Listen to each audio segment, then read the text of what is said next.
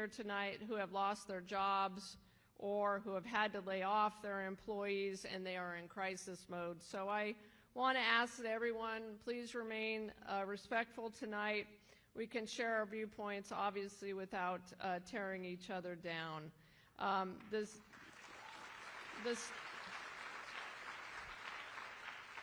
The stakes for many people in this room are deeply personal. This is not just a policy debate. It is their livelihoods, their families, and their futures. So let's approach this conversation, and I know Arizonans will, with respect and empathy and a shared commitment to hearing each other out. Over the past several weeks, my office, along with attorneys general across the country, have filed a series of lawsuits against the Trump administration, not because we don't think that reform or efficiency are needed in federal government. I don't think there's a single American in this country who thinks the federal government is working exactly the way it should, but reform should be done lawfully. Lawfully.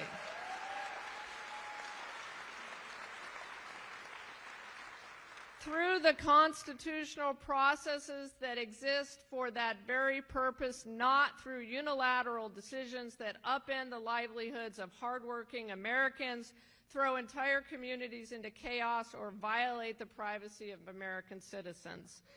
The Constitution provides clear avenues for reforming the federal government. Congress, the people's representatives, is empowered to oversee and shape the federal agencies that serve this country. Changes to federal programs and funding must be made through the legislative process or other lawful means, not by executive overreach or backdoor maneuvers that disregard the rule of law. The lawsuits that we have filed aren't about resisting change. They are about ensuring that change happens the right way. Through legal and democratic processes, not through reckless unilateral actions that destroy the livelihoods of public servants and Americans with cruelty and chaos. And let us be clear, chaos is not efficient. Slashing jobs, gutting essential services, and leaving communities scrambling to pick up the pieces is not efficiency, it is destruction.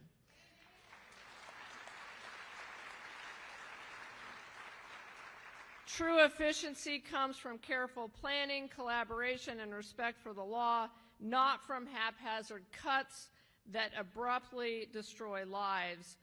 Listen, heartbreaking emails and phone calls have been pouring into my office over the past month.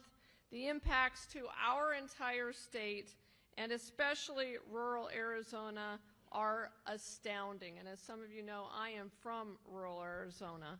We are here to listen to those stories tonight, connect the dots on how our communities are being impacted by these cuts and firings, and to hear how attorneys general like us are fighting to protect folks by fighting back against the chaos in our courts.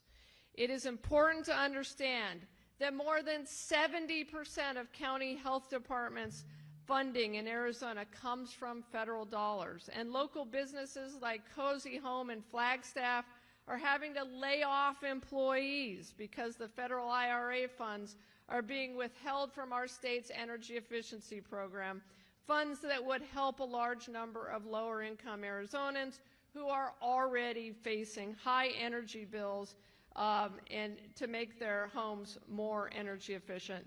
Not to mention, it would help with utility bills in a state that has seen a massive increase in heat-related deaths over the past decade.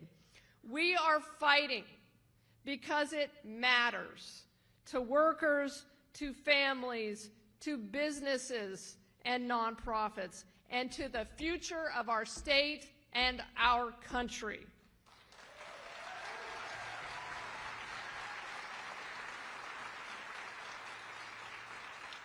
When the federal government and Congress abandoned its responsibilities, it falls to us to step up and defend the people that we serve. And that is why we're doing what we're doing. And I want to add, it also falls to all of you. And each and every one of you who is here tonight is a patriot. You are a patriot.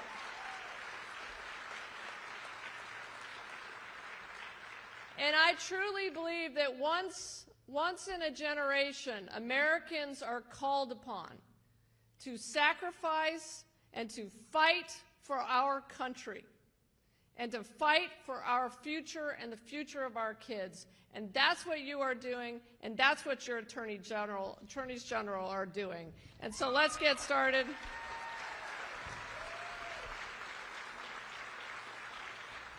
Let's get started, because this is about you guys tonight. I want to introduce my colleagues to give their opening remarks. Please welcome first New Mexico Attorney General Raul Torrez.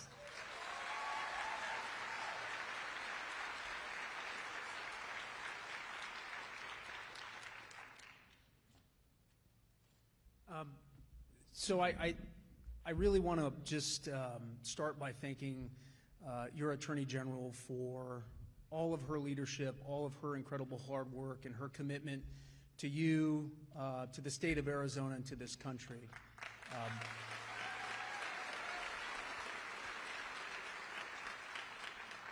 And you know, I know there are a lot of complicated legal questions that are likely to arise. There are a lot of nuances that are built into the legal arguments that we've presented, but I think it's important to offer a personal perspective to give you a sense of my motivation and my understanding of how this is impacting lives and how it's impacting communities.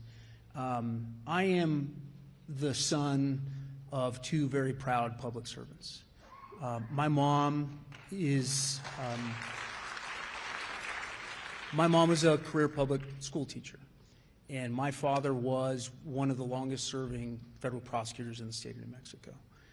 And one of my earliest memories as a child is waking up in the middle of the night, hearing something in the kitchen. The house was dark, and I remember going into the kitchen as a child, and there was only one light on in the house, and it was a light over the kitchen table.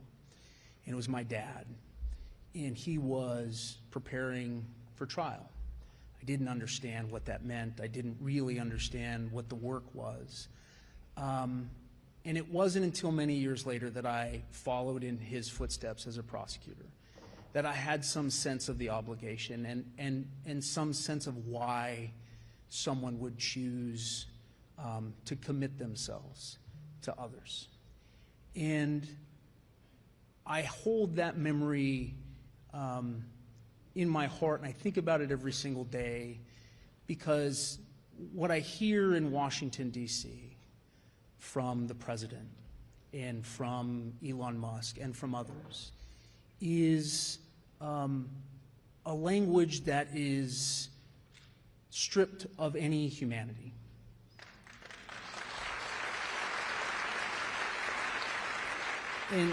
And stripped of any understanding of what truly makes America great. I was raised in the Catholic faith, but my civic faith is tied to my father's service to this country and to one of the things that he made a point of doing when he took me as a child to Washington, D.C. He took me to see the Supreme Court, where he showed me the inscription of equal justice under law, and he took me to the Lincoln Memorial. And he stood with me, and he and I read those words together. And I still believe that the core of what makes America great is our commitment to preserving a country and a government that is built and driven of the people, by the people, and for the people.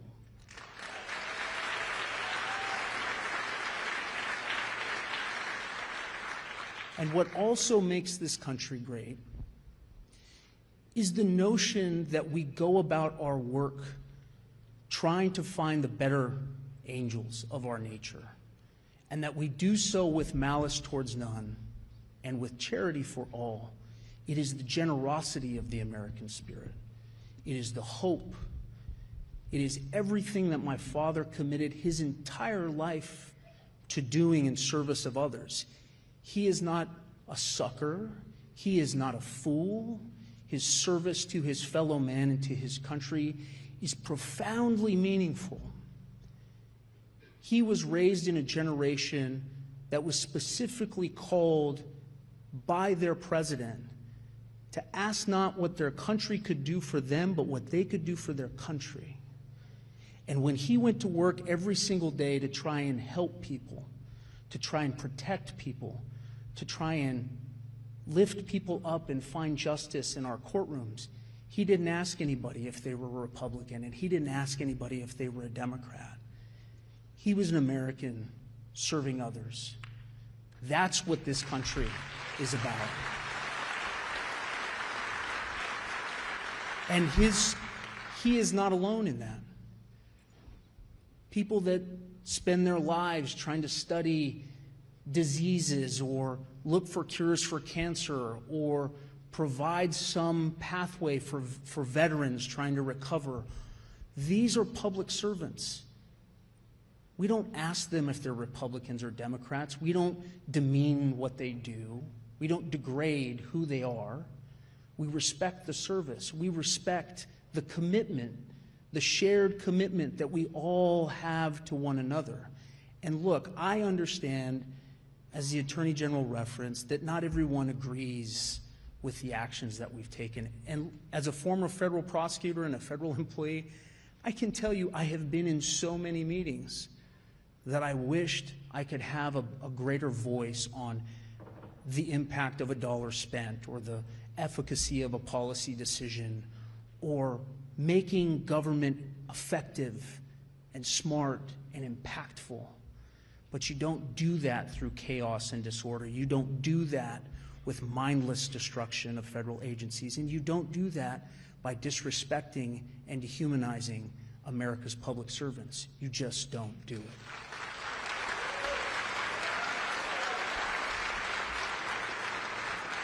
So if you take nothing away from this tonight, and I'm sure that there are proud public servants here tonight, remember that these are our friends, these are our neighbors, these are our fellow Americans.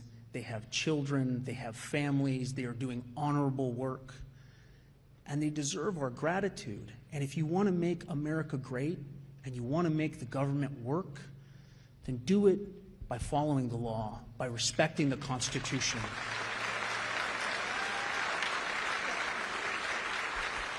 Do it in a way that brings all of us together and rediscover what makes this country truly exceptional.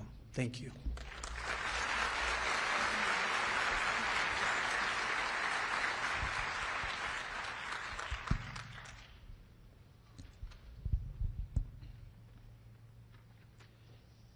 Well, thank you all for being here today. My name is Dan Rayfield, and I am from the state of Oregon. Go Ducks. I'm from Corvallis. I'm a Beaver fan up here, okay? Watch it. The Ducks went to the Big Ten, sir. That's a different hearing.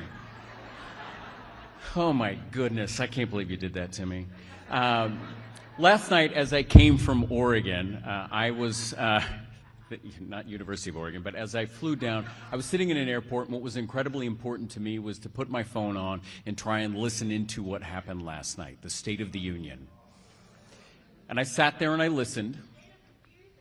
A state of confusion is right. And as I sat there and listened, there was one thing that was absolutely missing from the president's comments last night.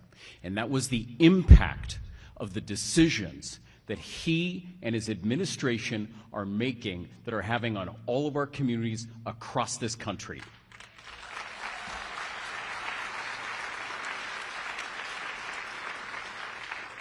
And that's why I found it incredibly important that as a team of Democratic attorneys general, we are going around this country to listen to you. Because if the president is unwilling to listen to you and how these things are impacting our communities, our public services, there's public safety, We will do it for him, and we will travel this country to be able to listen to you, and that's why it was so important to be here today.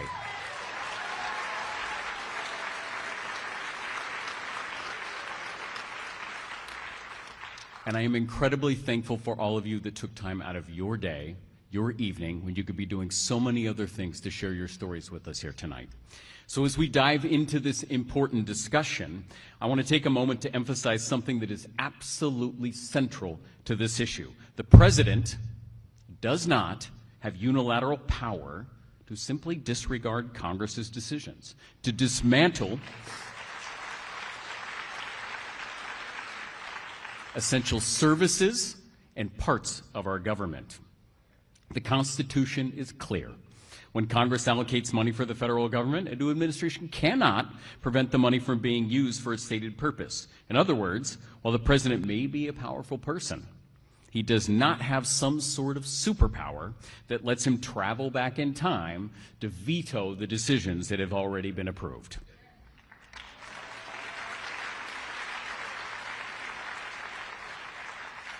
And that's the whole point here. If the president had worked with Congress to make budget cuts through legal, legislative process, we wouldn't be here today. But that's not what's happening. These moves by the administration are as legal as they are reckless. And as attorneys general, it is our duty to make sure that the law is followed and that our system of checks and balances is respected and that public servants are not unjustly removed from their positions because of political agendas.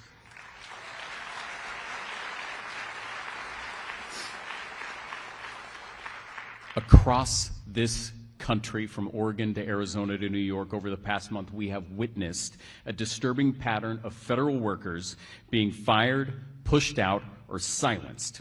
Our office in Oregon has been inundated with calls and emails from people affected by these unprecedented and unlawful terminations. And I'm talking about people who work in our national forests and Department of Veteran Affairs, workers at our Bonneville Power Administration and the IRS, all let go with no notice, and in many cases, decades of public service. The stories we're hearing in Oregon are heartbreaking. One email received from a worker from the Portland IRS office when he lost his job, when right around Thanksgiving he learned of this stage 3 cancer had returned. Then just 1 week after President Trump's inauguration, on January 26th, he received his fork in the road letter that essentially said he could resign or risk being downsized, that's right, downsized, out of a job. He chose to continue working and underwent his cancer surgery on February 3rd. 2 weeks later, while still recovering from this life-saving procedure, he was fired. What happened to him is careless, it's inhumane, and as he said to us, to tell devoted civil servants without any proof that their performance is inadequate is an injustice and is illegal.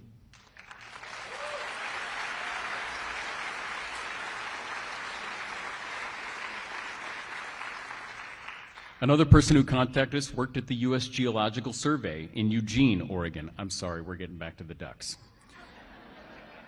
She joined the USGS after earning her master's degree and spending years of service in the Peace Corps and AmeriCorps. She was working on efforts to improve communication in the aftermath of earthquakes and also assisting scientists researching bird flu, among other things. This job gave her a chance to continue a life of public service, and it also gave her the opportunity to purchase her first home. But she had to back out of escrow on February 14th, when she was fired through some boilerplate letter received by thousands of federal employees. And she later lost a home, and we lost a dedicated public servant in the state of Oregon. These are just two of the countless stories, I imagine many stories that we will hear tonight, that we've heard in the past few weeks. And what's behind this massive federal firings? A new federal department created without congressional approval, and with apparently absolutely no oversight, no transparency, and no accountability, which is, again, why we are here tonight. All overseen by a president's wealthiest donor who is operating without any official government title. We have a system in place for 220 years that has relied on checks and balances. It's based on the principle that no branch of government is too powerful. Trump and Musk are trying to sidestep that and grant the executive branch unlimited power. They're taking money in Congress that has been approved for schools, medical research, for emergency assistance, public safety, and road construction projects, and they're wiping it out with the swoop of a pen.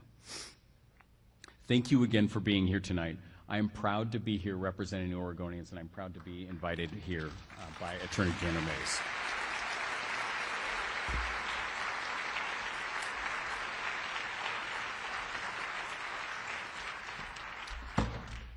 How you doing, Arizona? It's good to see everybody.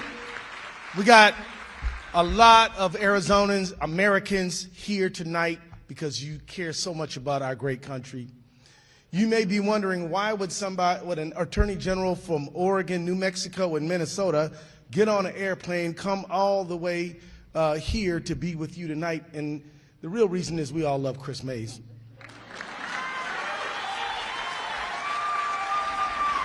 But friends, as much and as awesome as Kris is, the truth is we're all experiencing the same thing you are experiencing.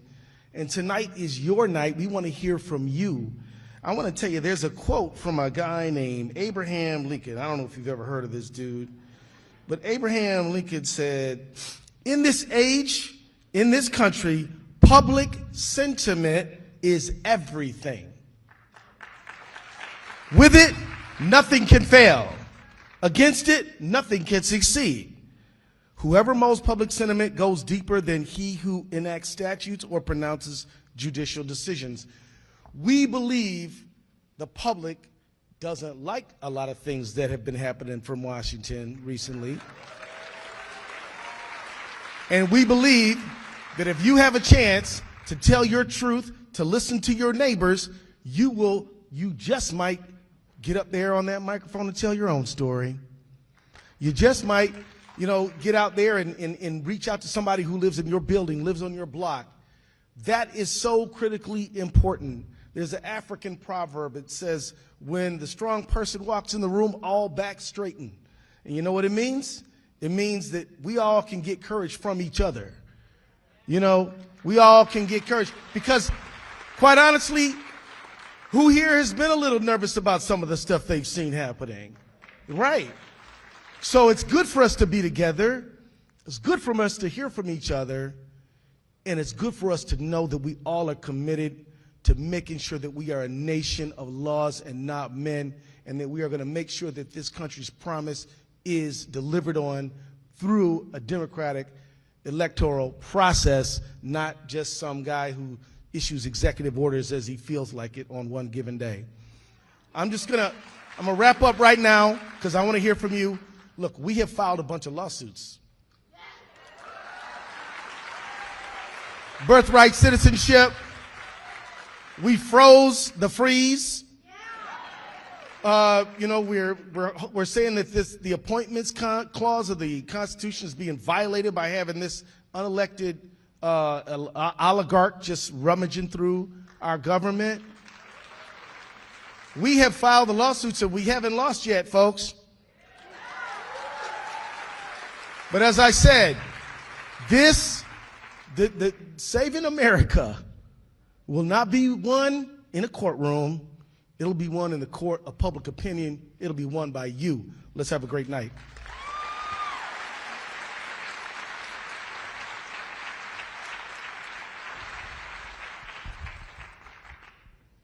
All right. Let's get started. Uh-oh, a little feedback. We're going to start, and I'm going to call 3 people up at a time. And Sophia here has the microphone. So we're going to start with Kristen Frey. So Kristen, could you come forward?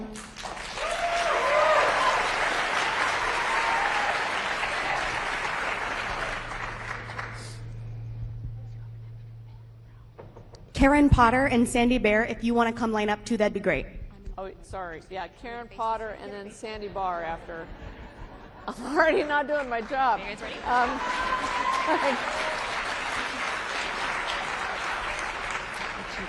Hello, my name is Kristen, and until last week, I worked with vets at the Phoenix VA. I work as a music therapist with veterans who have unique medical challenges, TBI, polytrauma, PTSD, Agent Orange exposure, and for many years, the VA has embraced innovative treatments such as recreational therapy and creative arts therapy. I'm a board-certified music therapist. I use music all over the VA, with veterans in inpatient and outpatient settings, the hospital, hospice, substance use disorders, and long-term care. I use music to treat pain, depression, anxiety, learn new coping skills, and help veterans adapt to civilian life. It was my dream job, and it was something that I worked over 20 years to achieve. I was heartbroken to receive an email on Monday, February 24th, that said I was terminated immediately. That meant that not only could veterans no longer access the services I provided, but I could not follow my own code of ethics, providing termination services to the veterans. Normally, when you end music therapy, you're supposed to give them recommendations, give them suggestions, encourage them to set their own goals to interact with music on their own. But these veterans, some of whom are very fragile, were unable to have that closure, which puts them at risk for depression, anxiety, or even suicidal ideation. My supervisor and her chain of command had no knowledge of this email. It came straight from Washington, D.C. and Doge. 2 of my colleagues were also fired that day, all probationary staff. This has strained the entire department. Since we've been fired, the Phoenix VA has had to cancel a number of music therapy and recreation therapy groups. We're unable to meet staffing ratios in the community living center, and we're unable to provide programming as required by Medicare guidelines. A couple examples. 1 staff member was removed from a position with homebound veterans. 1 staff member was moved from a national position with the wheelchair games. Inpatient recreational therapy programming has been reduced. Palliative music therapy in the infusion clinic with veterans who have cancer has been canceled. A virtual music therapy group, something I started to address the needs of homebound veterans, that has been canceled. A number of other programming has been canceled as well on a one-to-one basis. Hopefully it will return, like therapeutic guitar, a music ensemble, and other programs. In total, last week, 84 veterans did not get to go to their music or recreation therapy appointments. 84. These senseless cuts are hurting real people. It's shameful that we aren't supporting the women and men who volunteer to serve in the military, and it's shameful that we are not providing the care they deserve. Thank you for your support. Thank you.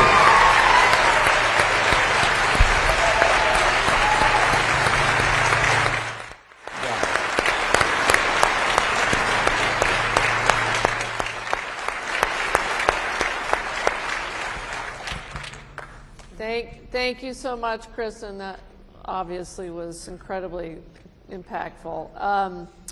Next up, we have Karen Potter from SWEEP. Karen. Thank you all so much. Good evening, and thank you for being here tonight. My name is Karen Potter. I'm a proud Arizona native, a new mom, and the wife of a dedicated firefighter. I've also served currently as the Arizona representative for the Southwest Energy Efficiency Project, or SWEEP, a nonprofit dedicated to helping everyday Arizonans save money on their utility bills while building a stronger state economy through the hard work of energy efficiency. So tonight, I'm here to talk about why that matters and why the devastating impact of these federal freezes are already having on customers every day. Since the COVID-19 pandemic, Arizonans have watched their cost of living skyrocket, especially their utility bills. So maybe just for a moment, let's just do a very short poll. Raise your hand if you feel that your energy bills have gone up in the last 5 years. I think that speaks for itself. So one of the most effective ways we can ease this burden is through energy efficiency. It is more than just a cost-saving measure. It is a powerful tool for improving our daily lives. It means using less energy to achieve the same results, whether it's keeping our homes cool, cooking meals, or powering essential devices. By making our homes more energy efficient, families can cut their utility bills, reduce pollution, and enjoy safer, more comfortable living conditions. But the benefits go beyond individual households, as energy efficiency can lead to a cleaner air, a stronger power grid, and a more resilient future for all. But despite all of these benefits, and despite of the clear data-driven history of energy efficiency since the 1970s, The freezes are having a devastating impact, and many programs from the Inflation Reduction Act and the bipartisan infrastructure law are now currently placed on hold until further notice. So these funding freezes are creating barriers for advancing vital programs that help homeowners and communities adopt energy-efficient technologies. For many, these programs are key to reducing energy costs and improving their home comfort. A delay in funding has led to missed opportunities to weatherize homes, install energy-saving appliances, and upgrade heating and cooling systems.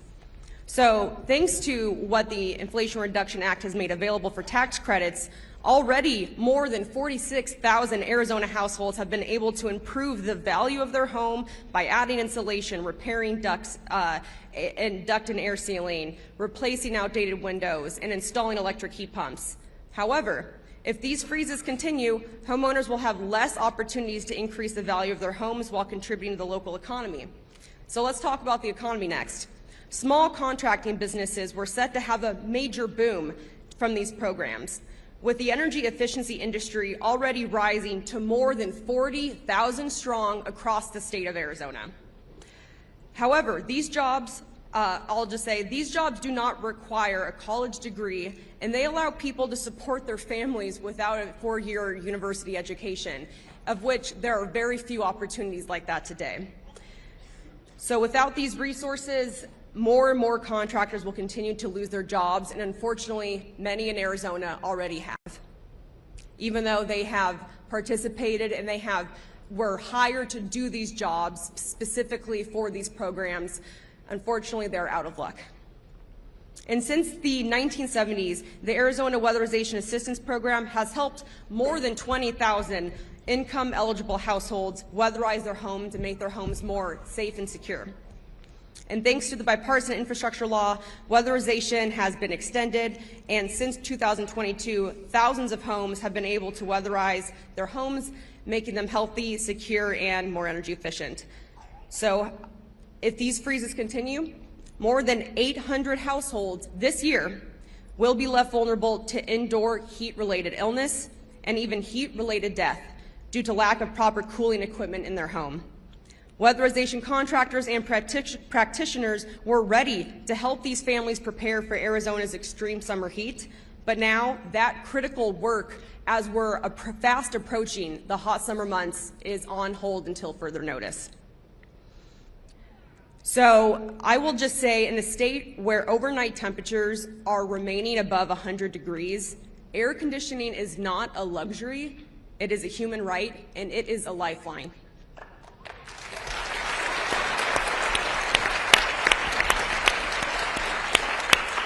So I will just wrap up today saying that we are so grateful for all of your support and for listening to the stories today. So we believe now is the time to act. We must restore and expand these resources and ensure that every Arizonan, no matter their income and no matter where they live, has access to the benefits of these life-saving programs. Thank you for your time. Thank you.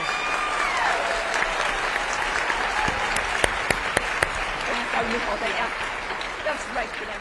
All right, before Sandy starts, we're going to have next up Jessica Leach, and then Dr. Jill Gibson and Dr. Steve Brown. Go ahead, Sandy. Good evening. My name is Sandy Barr. I use she, her pronouns, and I'm the director for Sierra Club's Grand Canyon chapter, which is the Arizona chapter. I've lived in Arizona most of my life. I love Arizona. I love the lands. I love the people. I wanted to thank you all for being here for Arizonans and for people across the United States, and for pushing back on this harmful agenda that has resulted in the thoughtless firing of thousands of people, including those who care for our public lands. And I want to really focus in on this because Arizona is really blessed. We have 28 million acres of public lands in our state. 3 national parks, Grand Canyon, Saguaro, and Petrified Forest, as well as places like the Superstition Wilderness, that's part of the Tonto National Forest. Sonoran Desert National Monument, that is Bureau of Land Management lands. These places provide extensive opportunities for recreation. They provide key wildlife habitat and corridors and habitat for plants, and some of these are found no place else on the planet. Public lands provide us with clean water and clean air, and Arizonans love and enjoy our public lands. And I also want to, in recognizing these lands, recognize that they're all indigenous lands, and we need to keep that in mind.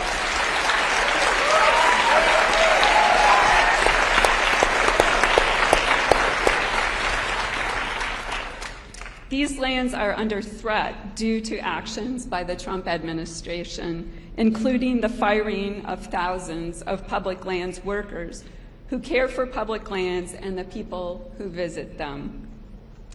At Grand Canyon, which is one of 22 national park units we have in Arizona, it's been reported already that the lines are double the wait times that they should be at this time of year. And we know that there have been more than 1,000 National Park Service employees that have been fired without cause, really.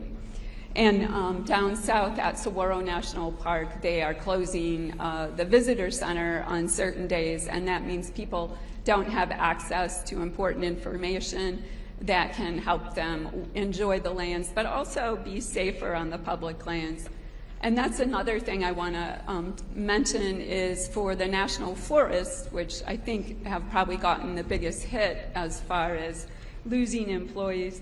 There are a lot of people that are, providing information about trail conditions, and that helps keep people safe and informed about what's going on. They do restoration. And for those of us who like to be out hiking and camping on our public lands, they provide important services. That also means fewer people out there protecting cultural and natural resources. And we saw some of those suffer during COVID when there were fewer people available to help out with that. I want to mention I'm not the only one that loves our public lands. There was a recent poll that found that Arizonans unanimously view national parks and natural beauty as essential to our state's identity and way of life.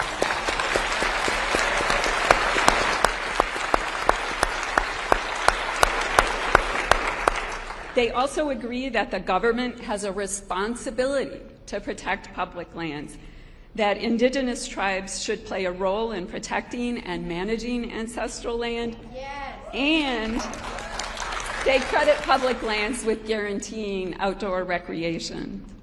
So protection of these lands is important culturally and, recreationally and ecologically, but it's also really important economically. And I wanted to add that as well.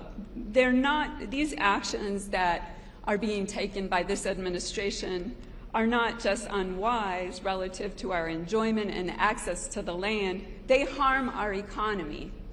Outdoor recreation generates billions of dollars for the Arizona economy. And in 2023, there were 4.7 million visitors to Grand Canyon National Park alone. They spent $768 million in nearby communities that supported more than 10,000 jobs and $350 million in labor income and about $1 billion in economic output. So these lands are important to our economy. Again, I'm just going to wrap up, and I'm just going to say thank you for being strong, for supporting the lands, for supporting the people, and also for supporting the laws that are supposed to protect both. Thank you. Thank you.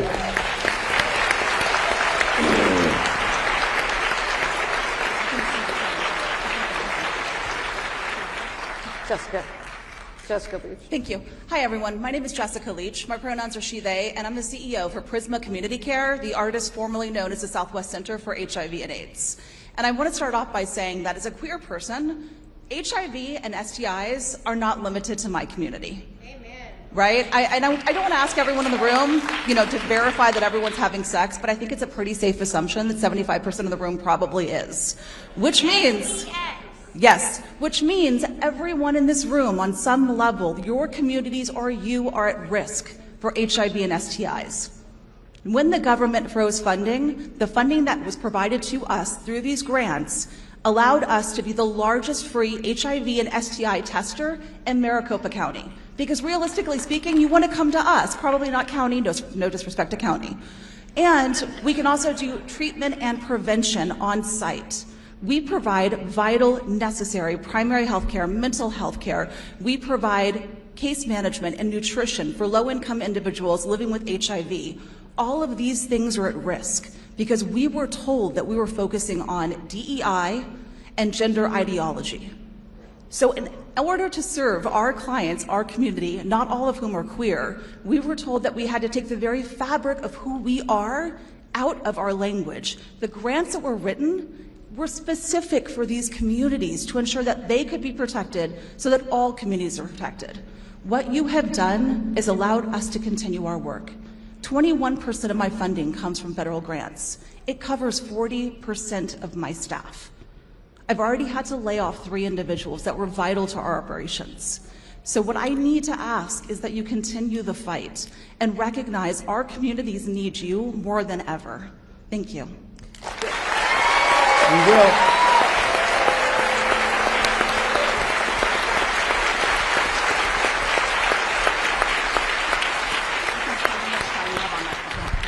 Thank you, Jessica. Next up, we have Dr. Joe Gibson.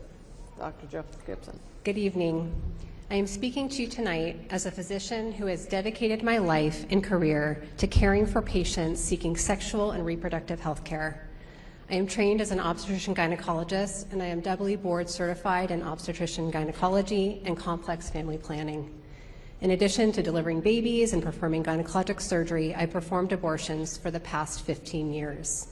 I currently supervise 25 advanced practice clinicians and physicians in the delivery of essential reproductive health care at Planned Parenthood, Arizona. As a physician dedicated to this field, I have weathered the long storm of government interference into my intimate practice of medicine. I have navigated clinically useless rules and regulations, been forced to perform medical actions without any benefits to my patients, and been required to give patients information that I know to be untrue and misleading, all because non-medical politicians touting junk science are dictating how I take care of my patients.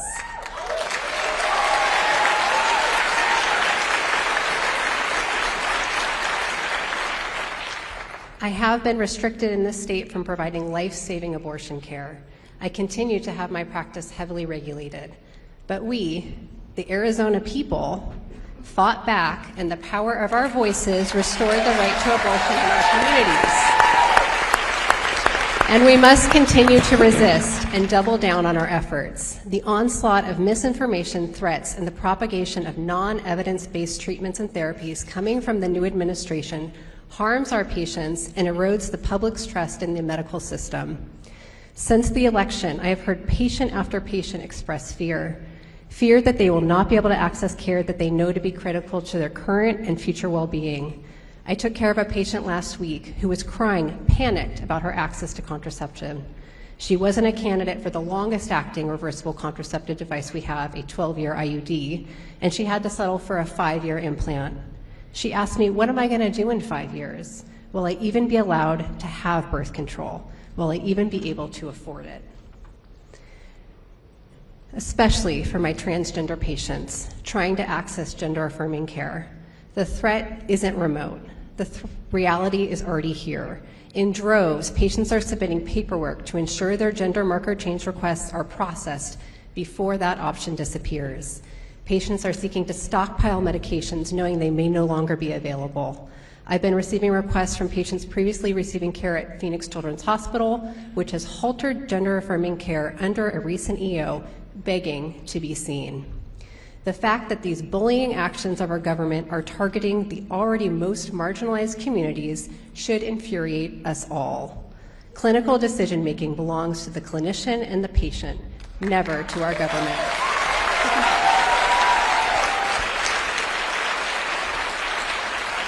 The threats to our immigrant community and the deterrent effect they pose is also particularly heartbreaking.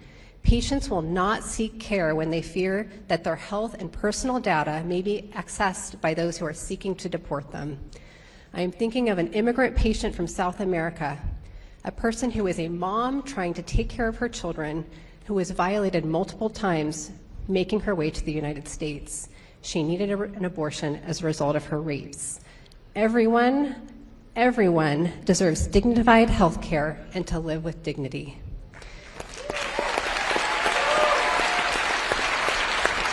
To wrap up, I, like so many other physicians, have worked my entire adult life reading, studying, analyzing, and doing direct training to be equipped with the immense privilege of providing health care. Imagine my dismay when I, along with so many colleagues, was forced to hastily download clinical guidelines and literature from the CDC website before these trusted resources were removed. These are guidelines that help physicians navigate different medical conditions to find the most appropriate birth control method. These guidelines provide treatment algorithms for STIs. How are literal facts being canceled? Why is evidence-based literature being censored? What a disgrace to have the knowledge and the training and the skills to improve the health and lives of our communities and to not be able to do so at the direction of politicians. The medical community cannot tolerate this unacceptable interference. Our patients' lives depend on our resistance. Thank you.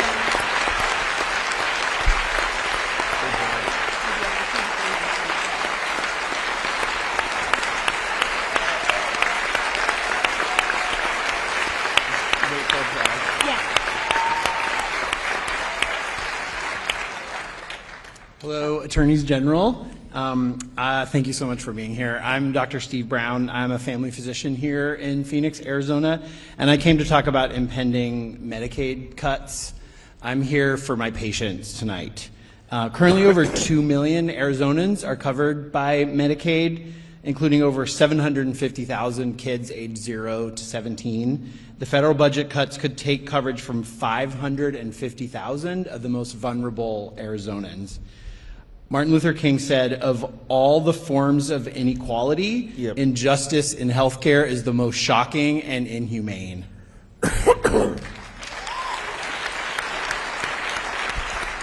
I take care of people from age day 1 to age 100, and 1/3 of my patients are covered by Medicaid, which we call access here in Arizona.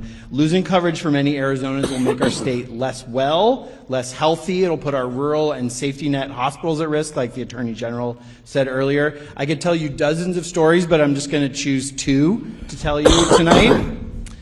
Last week, I heard from one of my patients, Mrs. B, who takes care of her husband, Mr. B, who's debilitated from a stroke. He's also my patient. I share this story with their permission. Mrs. B has breast cancer, which has metastasized to her bones. It's still treatable, but recently she had to tell me that she lost her access insurance and will have to put her cancer treatment on hold. Obviously, that adds to her stress to deal with all the insurance issues. And so how many similar stories would there be like this if we took healthcare away from more people? And now I'll tell you a success story. Last week I saw a newborn baby, 3 days old, with her mom and dad, who were both first-time parents. The baby was having trouble gaining weight in the first few days, and I was worried. So I talked to the mom and dad, and we came up with a plan, including following up in 2 days. And they came back in later. The baby had gained weight. She did great. The parents were absolutely beaming. But I wondered what would happen if that baby didn't have the insurance coverage to be seen by a family physician at a vulnerable time in her life. So I really appreciate you being here, listening to these stories, putting names and faces and voices to all these amazing people that are here to call attention to the unjust and inhumane action, including changes that will strip away health care from people that need it most. Thank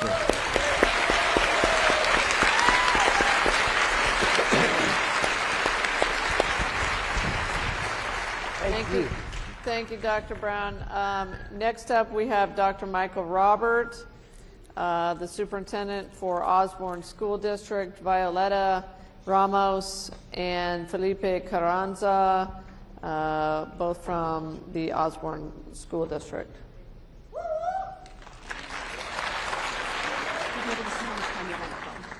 Good evening. I'm Michael Robert, Superintendent of the Osborne School District, one of the elementary feeder school districts into Phoenix Union, and you guys are all seated right now within the Osborne School District. So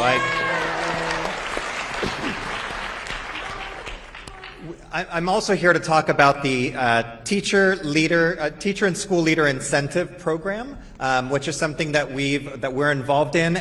We were involved in it until a couple weeks ago. The goal of this grant was clear: to ensure that every student, regardless of their background or zip code, had access to excellent education. For us at Osborne, it means something profound: putting our students first. One of the key elements of this grant is the role of master teachers, instructional coaches who work with teachers to provide weekly professional development, classroom observations, and provide critical feedback. These coaches are instrumental in helping our teachers refine skills, especially our newer teachers, and to field test research-based instructional strategies rolled out across the entire campus. Additionally, mentor teachers lead grade-level teams and help their peers through coaching, fostering collaboration, and the sharing of best practices. Our school, in this grant, we get about $3 million over 3 years, so $1 million annually for this grant. These funds help support salaries, benefits, additional duties for teachers, and leadership coaching, and a large portion of the funding, almost $500,000, goes towards performance-based compensation, which is tied to teacher performance, student success. Another portion supports professional development and additional supports for our educators. However, on February 18th, we received troubling news that the Department of Education issued a cancellation notice for our grant, effective immediately, citing diversity, equity, and inclusion. The letter claimed that our grant, which is a component of the Teacher and Student Leaders Grant, was inconsistent with the federal priorities around DEI. What's concerning is that there was no specific mention or evidence in the letter as to how our grant promoted DEI over merit. The focus of this grant has always been on excellence in education, performance-based compensation, student achievement. As a result of this cancellation, Osborne's now facing a significant loss. $500,000, I mentioned, goes towards performance-based compensation. We've been working 2/3 of this year. The work's done, but the compensation's not going to be there. There's also $250,000 in salaries. I've heard, still to be paid between now and June 30th. And we've heard stories from people here. We're going to hear more stories tonight about people that have lost their jobs. I'm proud to say that Osborne's going to honor our contracts through June 30th, through the end of the school year. That's $250,000 that we did not have budgeted. We'll pull it out of reserves, and I'm proud of my CFO for great leadership and fiscal stewardship, and of my governing board for standing behind me and saying we're gonna honor these contracts. I also have my board president standing right behind me. I've got a meeting with her tomorrow. We're planning our agenda for March. Unfortunately, because of this grant cancellation 18 months before expected, one of the things I have to talk to her about tomorrow is putting on the agenda for our upcoming March meeting a reduction in force, a reduction in teachers, in school leaders, in teacher leaders on our campuses. I'm proud of our teachers, and I'm deeply saddened by having to have that conversation. I was just in D.C. last week to watch one of our school leadership teams presenting nationally to their peers about the excellence that we've been able to attain in Osborne, yet I had some of those same people on a Zoom call with me yesterday to tell them about this impending rift. It breaks my heart for our community. Osborne School District's a district, I've got 7 school leaders, I've got 150 teachers, I've got 2,500 students that are counting on this. I used that time in DC to reach out and visit representative senators across the aisle, both chambers, both sides of the aisle, to remind them that their authority is being usurped. They allocated these funds, and you guys are standing up for process. Please continue to do that. I'm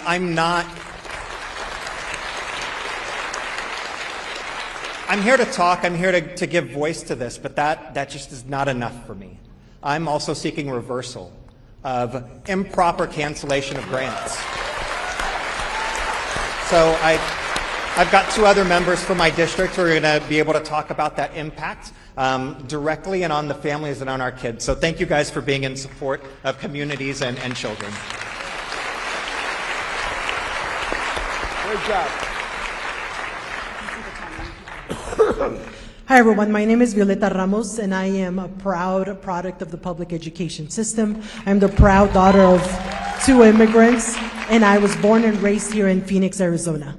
I am the board president of the Osborne School District, and I have 2 other board members who are standing behind me, Rhiannon Ford and Leanne Greenberg, and we all agree, we have 2 others, they just couldn't be here. We're all here because we want to represent our teachers and what we are losing in our community. So as elected officials, we are elected by our community to serve them, and unfortunately through these unjust cuts, we are now breaking that promise that we made to our community. That promise that we are breaking affects everyone in our community, our teachers, the parents that trust us, but most importantly, the students who are our future. It is unfair that this power grab is simply using the keywords to cut important grants that will be leaving important members of our community that help us grow without the stability of a position. As you mentioned earlier, things need to be done the legal way and not by usurping or canceling our authority. Thank you for listening to us and for advocating and fighting so that as board members here, we can keep our promise to our community.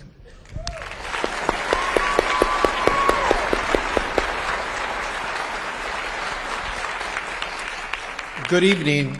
I'm here to share how these federal job cuts are not just numbers on a spreadsheet.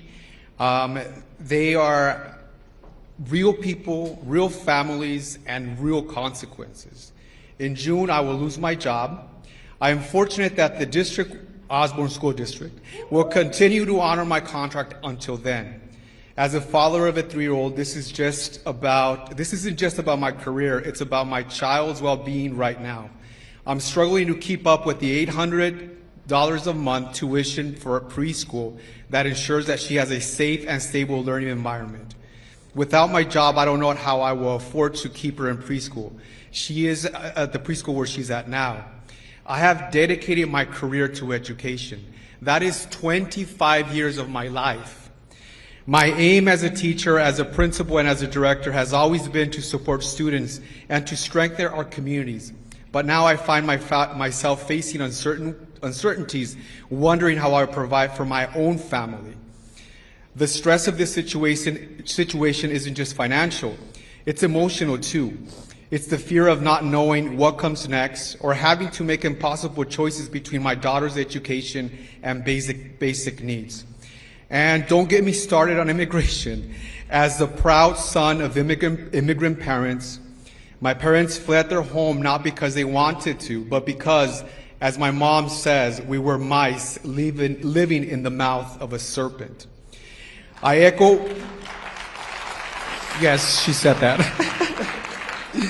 I echo what you're hearing tonight. Families across Arizona and across the country are being forced into instability because of these job cuts and funding freezes. The decisions are not abstract policy shifts. They are life-changing disruptions that affect our children's future. I urge you to continue to recognize the human impact that these actions have. Stability for families like mine should not be a luxury. It should be a priority. Thank you for listening. Thank you.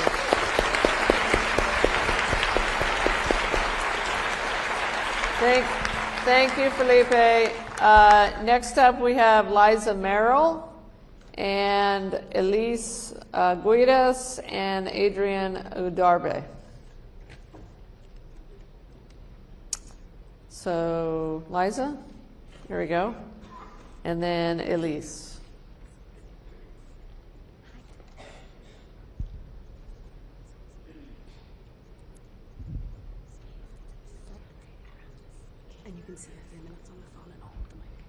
Thank you.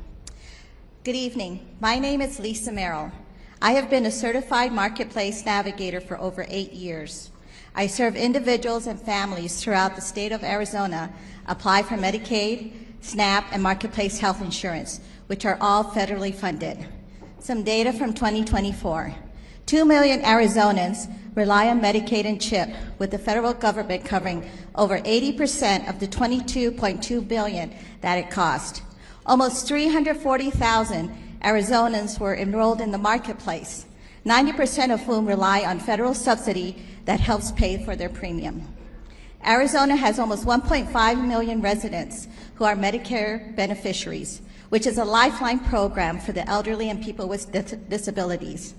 By the way, 46% of births in Arizona were financed by Medicaid. I recently assisted a couple who had been working at labor-intensive, low-paying jobs when the wife was diagnosed with lung and uterine cancer. Her husband had to quit his job to care for her. She is in constant pain and has just started chemo and relies on Medicaid to pay for her treatments. She still greets me with the most beautiful smile. Some of the families I serve have special needs children, are single parents, or are taking care of elderly parents. One of the hardest things to do is to tell an elder that her Social Security income is $20 over the Medicare income limit. Her income barely covers the rent, let alone food. So we try to find other resources, but even those are quickly becoming scarce. We've assisted families who sought asylum after helping the U.S. government fight wars in their lands. They were interpreters, lawyers, and doctors. It was too dangerous for them to stay in their countries, so we gave them safe harbor. Federally funded programs gave these individuals and families a chance to rebuild their lives on this continent. Medicare, Medicaid, and SNAP are among the social services Congress and Doge aim to cut to benefit the wealthiest 1%. These programs are the safety nets for working families and eventually for the fired federal employees. Just like all Americans, the individuals and families do not want handouts. What they want is a hand up, so they can work and continue to provide for themselves and their families. They want to be able to eat, have a safe place to live, and have access to equitable and affordable health care. These are some of the basic needs that everyone should have, and not just a chosen few. Isn't this what the American dream is all about? AGs Mayes, Torrez, Elson, and Rayfield, we, the people of Arizona, ask that y'all stop the calculated, cruel, and intentional dismantling of the programs that support and assist the most vulnerable members of our communities. We are here to speak because people have been suffering. People will needlessly die. We need your help. Thank you.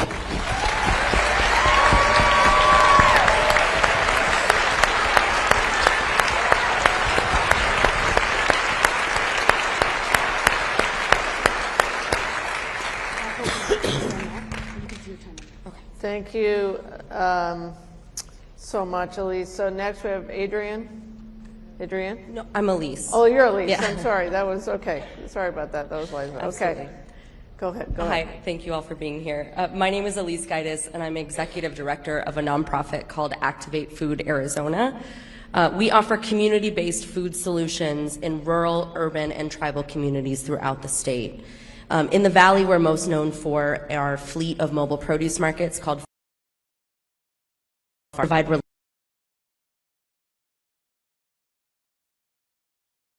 reliance in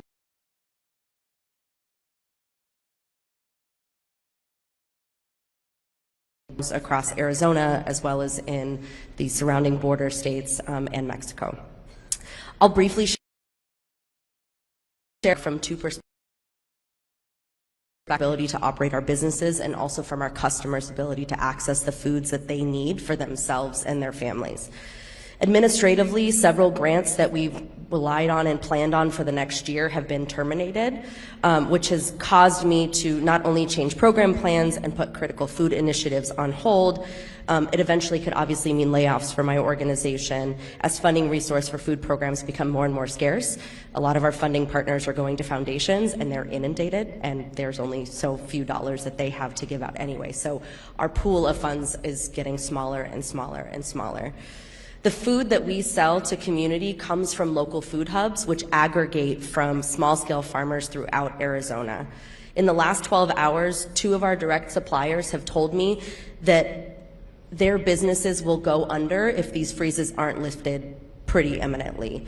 If they close, it'll have catastrophic consequences for the 60 or so family farms that they source from, but it's also going to cut off our food supply for local food economy entirely for our markets. Of course, the closing of these businesses goes far beyond a few people losing their jobs or few acres that have food already in the ground going to waste, which in and of itself is terrible, but it would have ripple effects on the countless other businesses and community members, including my own. Farmers make their crop plans in alignment with the USDA funds, meaning that there's already food in the ground that would have been paid for using the funding now frozen by the federal government. Without those dollars, the farmers currently out the cost and the sales that they'll get back from the food that they would sell. In our community, our customers earn their SNAP benefits for fear administration will cut off their benefits entirely. Regulars of mine have told us that they're too afraid to get the foods that they need and are foregoing basic food staples in case their benefits are cut off next month. We're talking about seniors and families already experiencing significant financial barriers and food access issues. Our markets are very affordable and they do offer some relief to our customers, but they're pretty much useless if our customers can't access them or won't use their benefits to get the foods that they need. At sites where we provide access to food for patients enrolled in a diabetes prevention program, we've seen drastic dips in our sales, mostly because those customers are too afraid to come shop with us on the bus. Sometimes clinic staff are shopping for them and discreetly getting the food to the families. Other times they've just completely fallen off the radar because they fear an ICE raid at any moment. These patients already experience food insecurity and low income and have very few resources outside of our food programs, so their absence from our services is going to have detrimental effects to their health and well-being. I am setting up alert protocols. I'm handing out Know Your Rights cards, but it all feels futile. I can't convince my customers that it's safe to shop when it's not. I've built my program over the last 11 years into a trusted, reliable, and safe source for food. We've built lasting relationships with the community, our neighbors, who rely on us to feed their families and give them choices in an already limited food environment. What is happening is heartless and it's cruel and will have catastrophic consequences for the families that we serve and for our organization for years to come. Thank you so much for listening.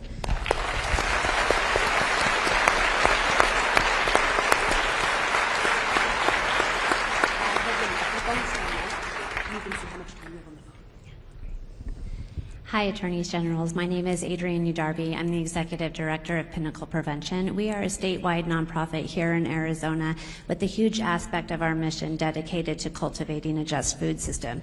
I am so fortunate to work with partners like Elise, farmers, food insecure folks all across Arizona to make sure that our farmers are getting the good food that they grow to the folks that need it the most. These programs that have been most deeply impacted by the federal funding freeze not only exist and have been hurt here in Arizona, but in each of your states too.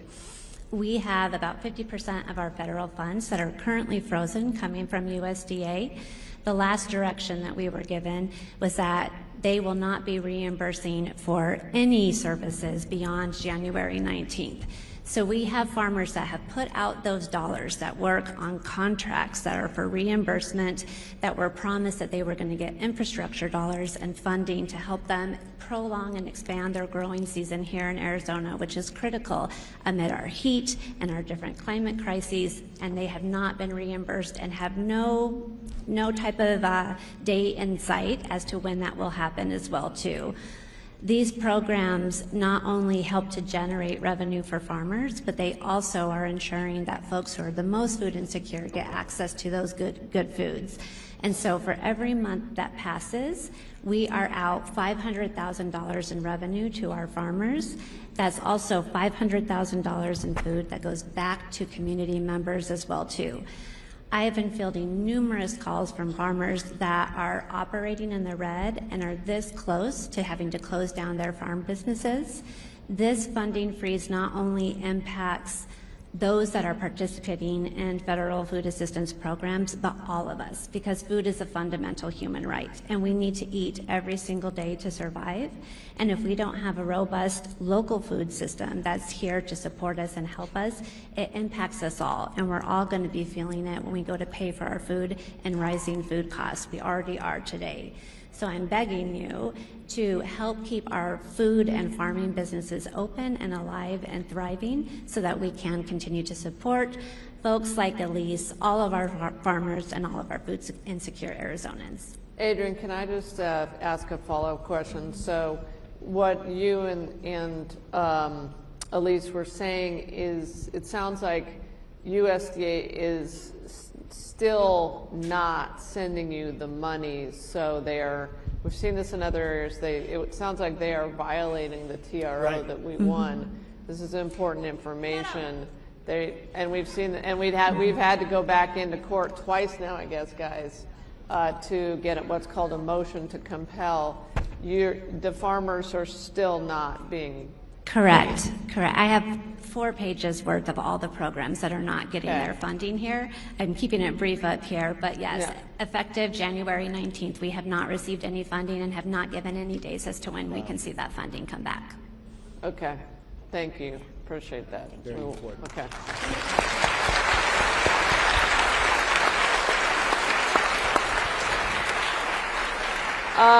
Next up, we have Ahmad Rashad, and then Francisa Gill, and then we're going to open it up further. Come on. I'll hold the mic for you and then Good evening, everyone, and the Attorney General and your colleagues and all the citizens here. My name is Ahmad Rashad Bahaduri. I am the co-founder and vice president of the Afghan Tucson community. I drove from Tucson to meet you guys here, and as a former SIV holder, I want to make it a little clear. SIV is a special immigrant visa for people who serve with U.S. Army and State Department overseas. I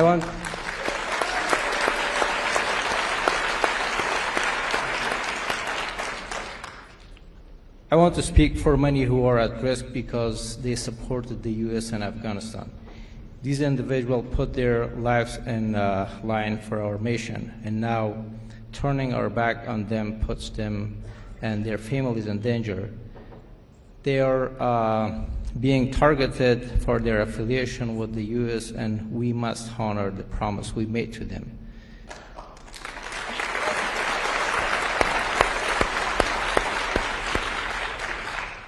As someone that benefited from resettlement agencies when my family and I first arrived in the United States, cutting federal funds to resettlement agencies hurts SIV and refugees living in our communities. These agencies provide essential services like food, housing, medical care, and help with funding, job, and school for their children. Without this support, these families are left in a difficult, certain situation. The funding cuts have shattered the dreams of those who fled violence and persecution, trusting that America would offer them safety and fresh starts. These refugees have already risked everything to escape danger, and now they are being told that the only hope of surviving in safety in the United States is no longer an option for them. Breaking our promise to those who serve with us and those that are in need goes against the values that America stands for. We must stand by those who stood with us and keep our word to those that are suffering from the situation. Thank you.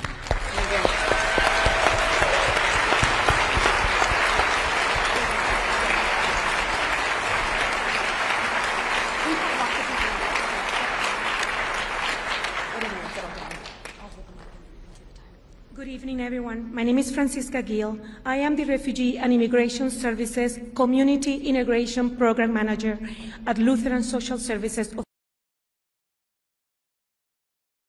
Since 1970, LSS has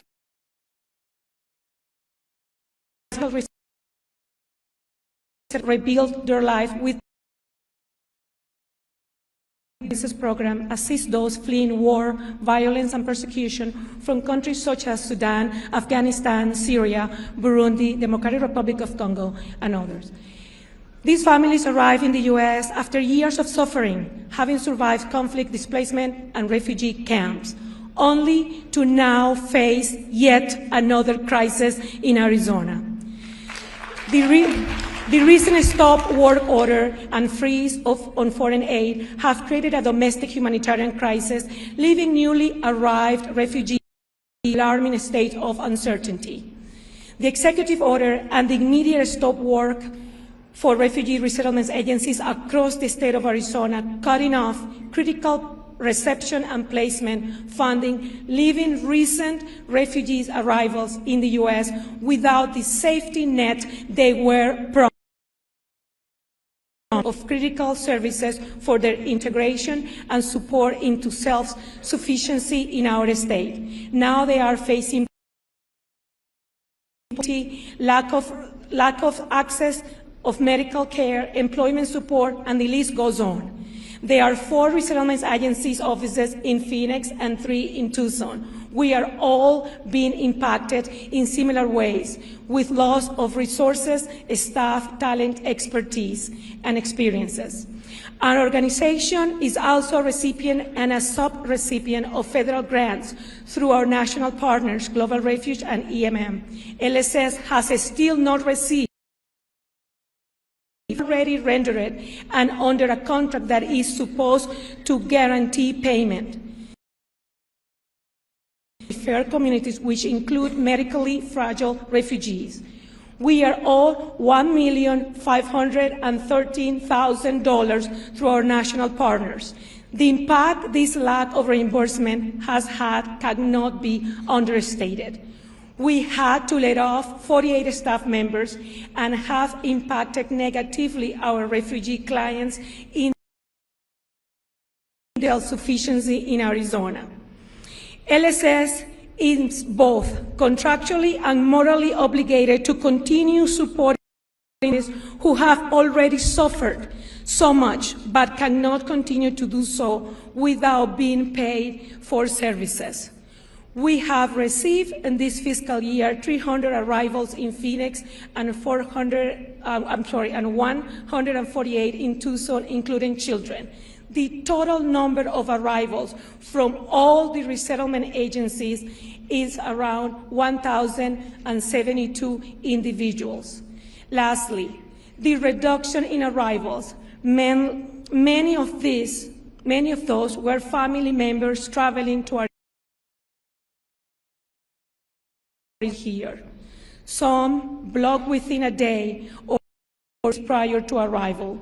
This has been heartbreaking for thousands of people emotionally and reduces their natural family support systems that could have assisted further with integration and family self-sufficient trajectories. This is so inhumane. I'll ask for your support. Thank you. Thank you.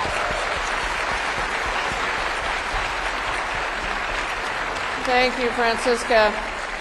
And I think I heard you say you just had to lay off 48 employees. Is that correct? Yes. Okay, because of this. All right. All the resettlement agencies in Arizona are going through the same. Okay. Whether I'm still here fighting the good fight with all of you. Thank you. Right on. Thank you. All right. Next up, we have Tim Cox, then Brent Fine, and then Paul Russell. So come on forward, Tim, Brent, and Paul.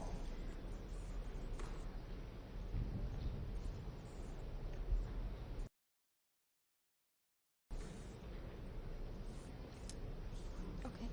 I'll hold the microphone and you can see the time. Try and stick to the minutes. Yeah. Nope, right here, right on the X. Okay. All right. My name is Tim Cox, and I work for the Office of Federal Contract Compliance Programs, which is a small civil rights agency in the United States Department of Labor. We enforce EEO and non-discrimination laws over federal contractors. We not only investigate the compliance of federal contractors' obligations, we investigate discrimination complaints, and we also help federal contractors conduct outreach in order to recruit qualified applicants. This past year, I spent a lot of time with community-based organizations and trade schools trying to pipeline people into CHIPS Act money that was going to happen this year. This is our restructuring plan, which leaked to the Washington Post recently. OFCCP is to be cut by 90%, which will close 50 field offices and eliminate 429 jobs. So I am currently waiting for a RIF notice. And this is from Project 2025's Mandate for Leadership. This is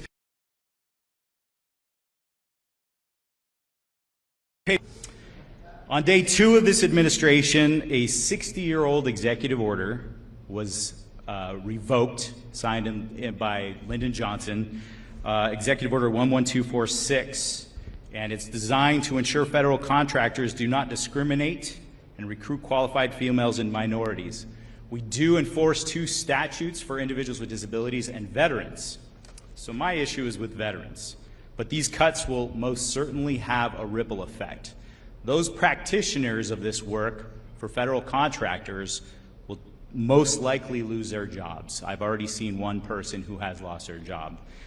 Those companies that propped up to maintain legal and consultation help for these federal contractors, these people will go out of business. So this will have a ripple effect of thousands of jobs. But most of all, this affects job seekers. It affects employees that work for federal contractors and 2 of our most vulnerable populations, which are individuals with disabilities and veterans, which I am one.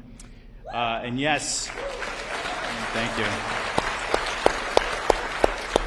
For those who don't know, OFCCP is the only federal agency that takes complaints of discrimination from veterans. And this is reducing our agency down to nothing. Some people may have heard that there's an agency that was just reduced down to 1 person, a political appointee today. Senator Kelly wrote a letter to OPM earlier this week, and in his letter he stated that nearly 6,000 veterans have already lost their jobs and been terminated from federal service at an unprecedented rate, and will all enter the civilian workforce with less protections. And while this blueprint strives to eliminate OFCCP, of course, they're just bringing it down to the bottom levels to where it's essentially going to be ineffective. And so, while my time is limited, I just wanted to say this. This isn't subjective. This is evidence. This is evidence. In less than 2 months, this administration has proved itself to be the most anti-veteran administration ever. Thank you for your time.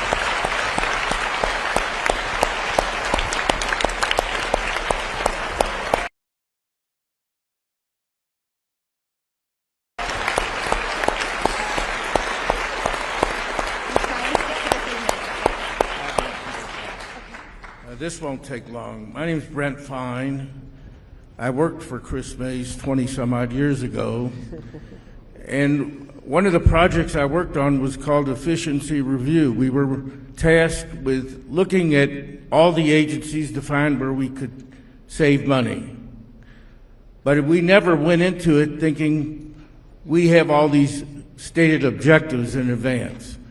We wanted to find savings. I think we ended up finding about $300 million, but it took us 6-9 months to do it.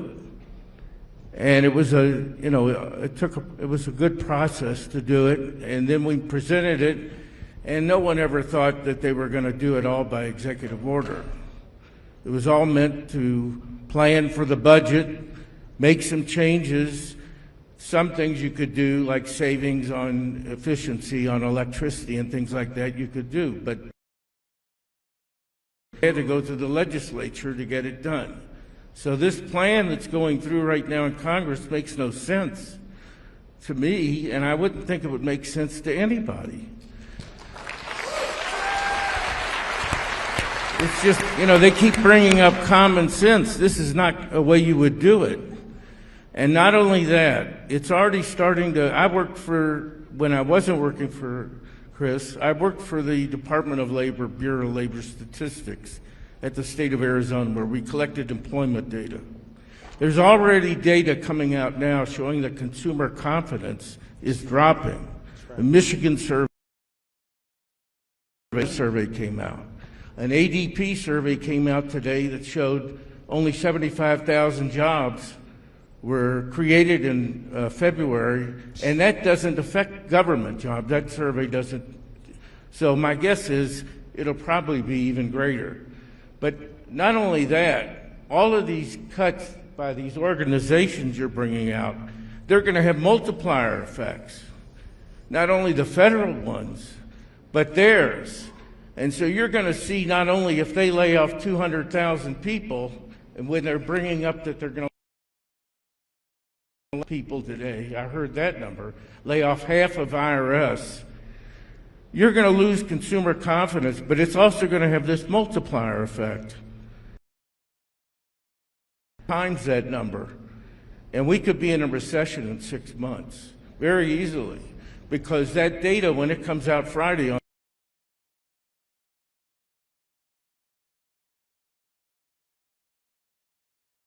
have a cascading effect. So it doesn't take a lot to go into a recession. And then government money will go down, the federal and why would you be getting rid of half of IRS during tax time? It makes no sense. So none of it makes sense, but I don't know, I think when it finally, the economics starts hitting everybody, because everybody is going to be affected by this. Not just the people lose their jobs. The retirees, they have pension funds. The stock market will start going down. It's not going to be something that just affects a small group of federal workers. Thank you. Thank you, Brent.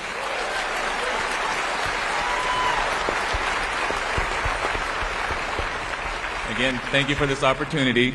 I do know Kris prior. We went to high school together, so we were classmates. And I believe one of the attorneys general stated that, you know, that we're here because we love Kris, but I loved Kris first. So. Good afternoon, good evening, attorneys general. I am Paul Russell, the Vice President of the Fort McDowell Yavapai Nation. I appreciate speaking today about the severe consequences of these federal budget cuts on Indian country, including my own nation. The situation in Indian country is dire. The massive budget cuts and firings implemented by the Trump administration have left us in a state of extreme concern. The impacts on tribal governments and economies are devastating, with potential consequences including reduced services to tribal members, layoffs of tribal government and enterprise employees, and reduced or eliminated grant funding for key projects. The uncertainty of the future is perhaps the most alarming aspect, as we are left questioning how much worse things will get in the coming weeks and months. Some real impacts have already been experienced. First, the pause or elimination of the Bureau of Reclamation grant funding threatens two major projects at Fort McDowell. Planned improvements to our golf course, a project that supports jobs, tourism, and economic self-sufficiency for the nation. Without these funds, these improvements stall, leading to lost revenue and cut jobs. Critical well rehabilitation at our Fort McDowell Tribal Farm, which provides revenue to our nation and economic opportunity for our people.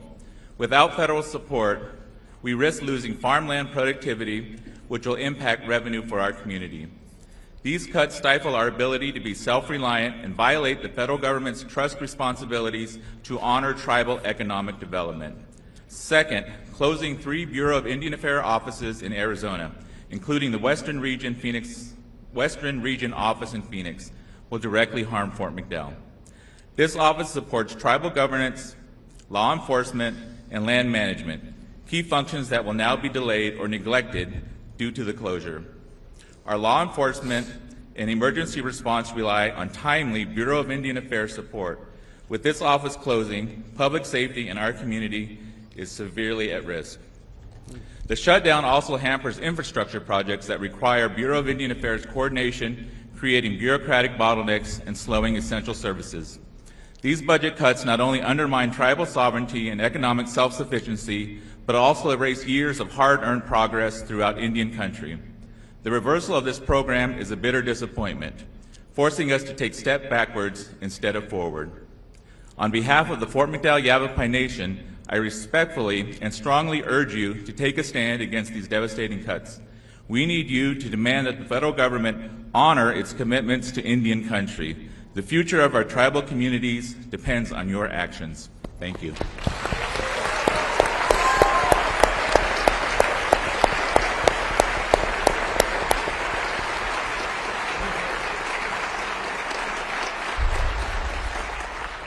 Thank you, Mr. Chairman. Next up, we have Paula Morell and Clarissa Vela, and then I think it's Wayne. Yeah, Wayne Varianata. Totally butchered that, I'm sure, but Paula, Clarissa, and I think it's Wayne or Wade. All right. Just try and stick to the 3 minutes, and I'll hold the microphone. Good evening. I am a citizen, a veteran of the United States Air Force, and a concerned mother, and thank you. I wanted to also say thank you to the first speaker who was here on behalf of VA employees. The VA saved my life. I received a phone call from my son, who is a federal employee, also a veteran, assigned to Guantanamo Bay, Cuba, regarding one of his friends here in Arizona, a veteran and federal employee fired from CISA, and I'd like to read this. My name is PJ. I'm here in support of our family friend, Kyle, and federal employee, a federal employee. Like him, who have found themselves in similar situations. Kyle is a disabled combat veteran, a federal employee with perfect performance ratings, who had recently accepted a promotion. He transferred from DOD to CISA, and 2 weeks ago, Kyle was wrongfully and unjustifiably fired after 5 years of federal employment by Elon Musk's so-called Department of Government Efficiency, or Doge. He was fired without cause or forewarning. His supervisor wasn't even notified he had been fired and wasn't aware of this action until Kyle informed him that he had received the email. Kyle has been a faithful public servant who has devoted his life to upholding the Constitution and protecting the safeties and freedoms of Americans. He should not have been on probation, and he should not have been fired. If Trump and Musk can do this to Kyle, who will be next? My son, like Kyle, is a veteran and federal employee with 10 years service. My son recently accepted a promotion that required him to pick up his family, sell his house and vehicle, and relocate to Guantanamo Bay, Cuba. He too was placed on probation because of the promotion. Fortunately, his probation ended back in October 2024. But who can guarantee that the firings won't later impact my son and others like him? Currently, my son is receiving daily harassing emails from Doge demanding that he resign, demanding that he respond with 5 things he did at work this week. And as a mother, I am tormented knowing that my son and his family have sacrificed so much by accepting the assignment on Gitmo, only to be subjected to relentless harassment by the government he serves. This president and his billionaire buddy are destroying careers, disrupting lives, and causing untold stress with American households. We must stand up for these federal employees. We must fight for them to be reinstated to their jobs, and we must ensure that the felon in the White House respects the laws of the land. Thank you.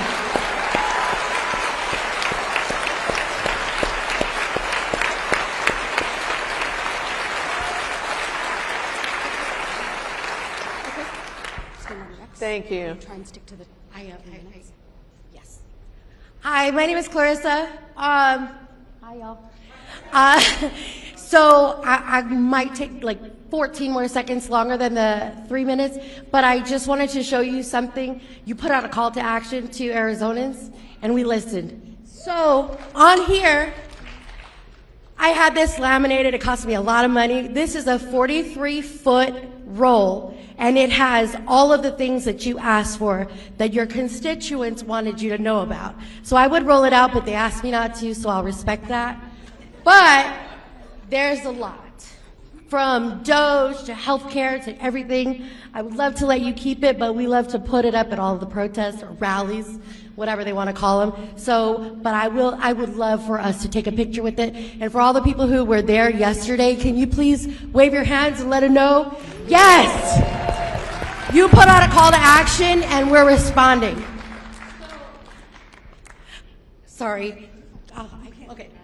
My name is Clarisabella, and I am a part of Profit First, the Profit First Project.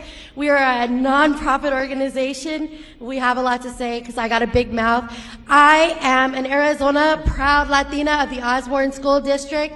I'm college educated. I'm currently studying for the paralegal professional thing. So if you guys could please put in a good word for me with the bar, that'd be great. I probably don't need the mic, I'm really loud.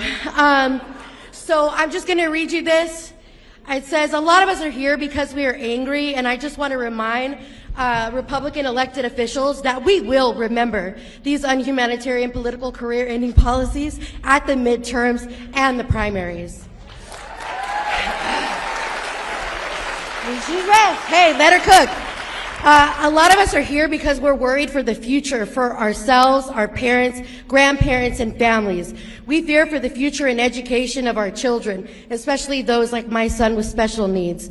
We worry about our LGBTQIA+ and trans friends as they are being targeted, harassed, and murdered for simply choosing to be themselves. We're here today for a myriad of reasons, not just immigration and dreamers. We are here to remind people that unless you are indigenous, you are an immigrant, no matter how many generations your family has been here. Sorry. We're here today for all of those Americans who rely on the soon-to-be gutted socialist government programs like Medicare, Medicaid, SNAP, TANF, WIC, Social Security, VA benefits, cancer research, reproductive freedom, DDD, IEPs, DEI, the Department of Education, NOAA, the SAVE program, USAID, AID, and women's voting rights, all being currently dismantled by Donald John Trump. And I would like to just point out that immigrants and dreamers pay taxes at a higher tax rate than Americans, collectively paying almost $100 billion a year into programs that most Americans rely on, but they are not eligible to benefit from, all whilst Donald Trump and his sugar daddy, Elon Musk, pay zero in federal taxes, while profiting and grifting off the backs of hardworking Americans, immigrants, and dreamers. We're here for career civil servants and American soldiers who are being fired en masse for simply holding strong to their oath to the Constitution and the American people. We are here for Capitol Police officers and first responders who have lost confidence in the law and our justice system, who now suffer from PTSD and harassment after being attacked by violent, treasonous insurrectionists on January 6, 2021, now pardoned by the insurrectionist-in-chief, Donald John Trump. We're here for local police who are being forcefully mandated to separate families. Their job is to serve and protect, not discriminate and deport. We are here for 92% of black women who voted for democracy. We are here for black and brown people who are still being targeted as criminals in America, while there are literally entire television networks dedicated to white-on-white crime. We are here for black and brown people who are only included in the conversation when people talk about us as laborers, but we are more than just our labor. We are doctors, we are lawyers, we are scientists, we are engineers, we are nurses, teachers, senators, Supreme Court justices, and even future presidents and presidentas. We are more than your crop pickers, your housekeepers, and your baby machines. In closing, I just want to take a minute. Let me turn around right here. So in closing, I just wanted to take a second to speak directly to MAGA. We are all going to suffer from the consequences of these actions. And I personally want to welcome you to peacefully and non-violently protest alongside with us against all of these issues, because this is bigger than one political party. This will affect us all. It took Hitler 53 days to destroy a democracy. Hi. So, thank you. So as the proud granddaughter of a World War II veteran and the proud daughter of a Vietnam veteran, I will say this: hold the line!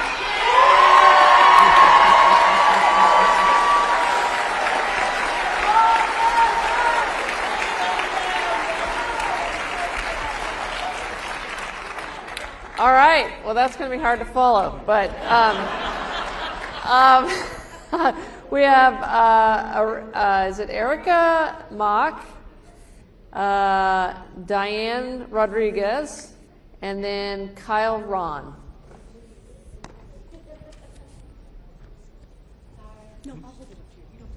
Okay.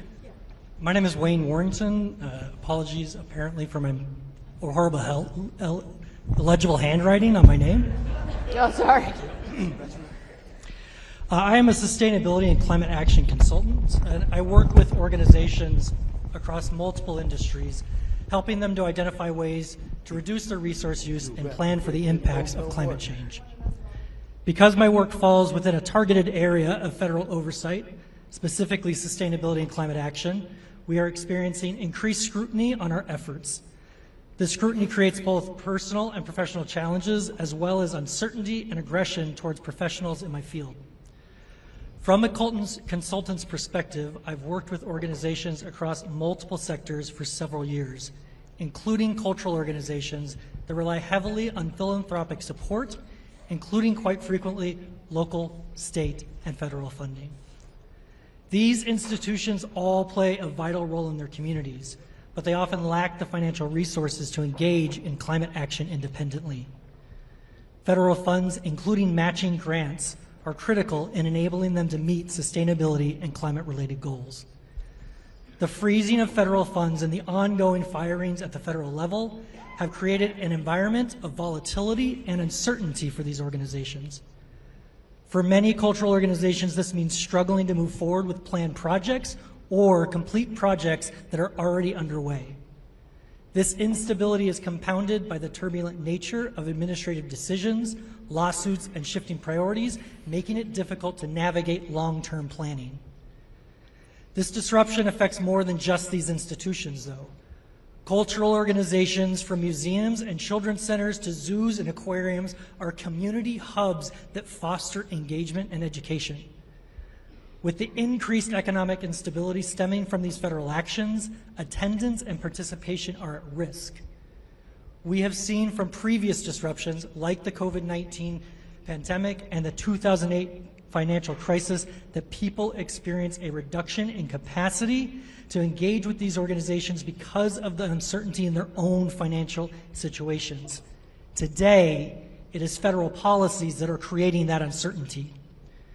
Many of the organizations I work with are located in regions highly impacted by climate disruptions, including flooding from heavy precipitation, storm events, and our own known heat.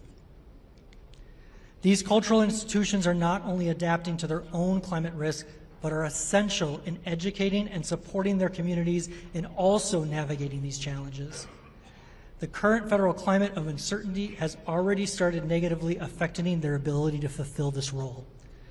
I have experienced directly that the federal firings and funding freezes have threatened the stability and effectiveness of organizations that serve all of the members of our community in a variety of ways. I applaud your efforts in listening to public experiences and urge you to continue sharing the real impacts of these federal filings and funding freezes. Thank you. Thank you.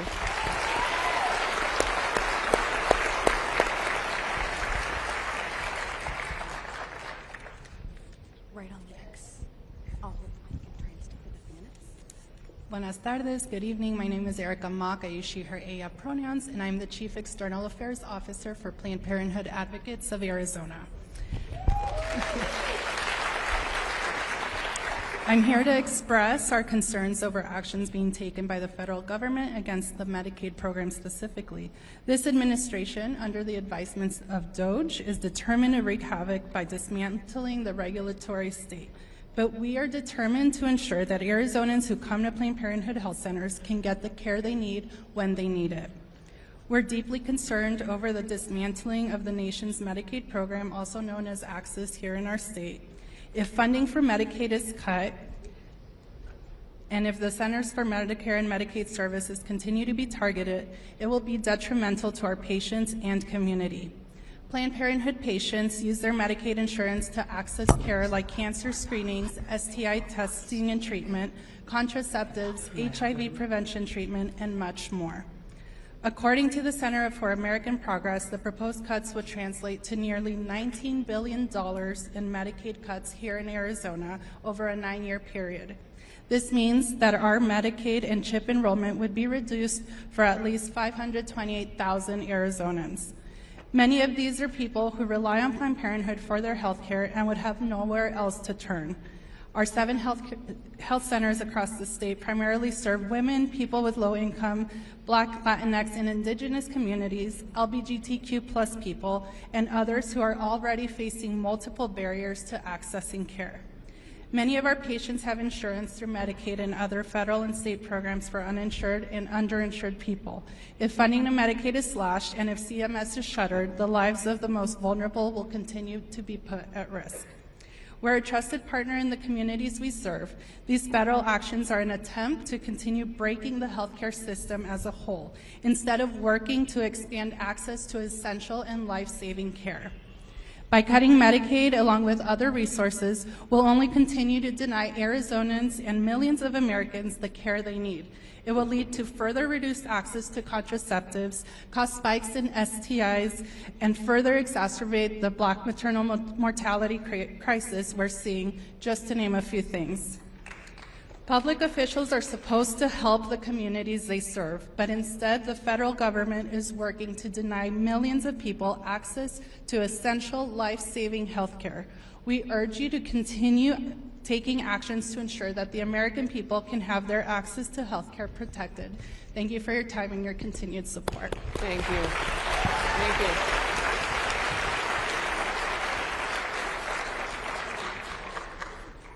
I'm speaking for Diane Rodriguez. She had to go home, so I'm speaking in her spot. How many of y'all like to go to the airport and wait in the long TSA lines? Well, if it keeps going this way, it's only going to get worse. My name is Jeff Thiemann. I've been a proud TSA employee for 22 and a half years. I'm not just an officer. I'm a father of 4 young kids ranging from 6 to 8 years old, and I serve as a local union steward for TSA AFGE 1250, which serves Arizona and Nevada for our TSA workforce. I stand before you today not just as an employee, but someone whose livelihood and whose family's well-being is directly impacted by the recent budget cuts and firings. These cuts don't just affect numbers on a spreadsheet. They affect real people, people like me, my coworkers, and our families. When staffing is reduced, we aren't just losing colleagues. We're losing part of our support system, the men and women we rely on to keep travelers safe every single day. Fewer officers mean longer lines, increased stress, and greater security risks. That's right. It puts an enormous strain on those of us who remain, forcing us to work under tougher conditions with fewer resources, all while knowing that our own jobs could be next on the line, I'm sorry. As a father, this uncertainty is frightening. I have 4 children who depend on me, not just for financial stability, but for the security that every parent wants to provide. The thought of losing my job or seeing my coworkers struggle to make ends meet is heartbreaking. We've given years, decades in many cases, of service to this country, and we deserve better than to be treated as disposable. We must stand together to push back against these cuts. We must remind decision makers that national security is not something that you cut corners on. The work we do matters, and the people behind the uniforms matter.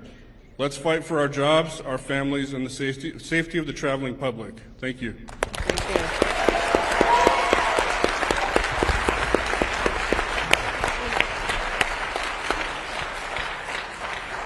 So my name is Kyle Ron. Paul kind of introduced my story back there, and I actually just got back from D.C. last night as Senator Gallego's guest for the joint address. Right. So I don't really need to go into my backstory or why I'm here. There's something I would like to talk about. Last night I heard it in person of, this is the end of unelected bureaucrats, and I'm pretty sure that Doge is an unelected bureaucrat. But I think we're kind of missing a lot of things with our cascading impacts. I think we've identified it here tonight. My focus is national security, but I think we're identifying all these cascading impacts through all these different programs, grants, everything like that. I appreciate what you guys are doing. I just hope that we can kind of all come together and figure out a way forward. I think these cuts can be done in an efficient, thoughtful way. It doesn't have to be done with a sledgehammer. I appreciate what you're doing. Thank you, everybody, for being here and supporting everybody as they go through this. For the federal employees that are here, I appreciate your work. You're not alone, so thank you. I didn't have anything prepared. I literally just got in town, so. Is that it? We are running close to the end of time here. Do we have one or two more people who really passionately want to speak? We actually have 100 more people who still want to speak, believe it or not. Sophia, my colleagues, we have enough time for one or two more? Sure. Okay. And then we want to...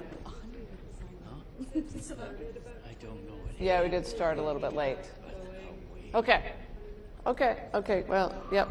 Okay. All right. Yeah, and as you come forward, please talk louder. So because we've got more people, we're going to shorten up the amount of time. And tell us who you are and what grant program or what program you're talking about or where you work. That'd be great. Yeah, 1 minute each. Hi, I'm Michael Pierce. I am a U.S. Army combat medic. Vietnam shows you where my age is. And I've been around. I've seen enough of these budget cuts to know that there's something more serious at work here. And when I hear Department of Government Efficiency, I wonder, where did the U.S. Congress create this department? We have the Office of Management and Budget. We don't have this. It is run by an oligarch who is the richest man in the world. Bernie Sanders tells us that at the president's inauguration, there were 3 of these oligarchs in attendance. Their combined wealth of these 3 people, the combined wealth of just 3 people was greater than the combined wealth of 175 million Americans.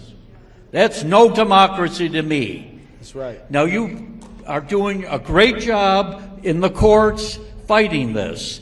There is a legal concept called quo warrantis. By whose authority? And I'm sure that that is in your pleadings, this issue. Now, for us, we may have to be called to the streets eventually. I'm not looking forward to it, but we might have to. I am pursuing a second career as a history teacher. The joke is, I teach history, there's no future in it.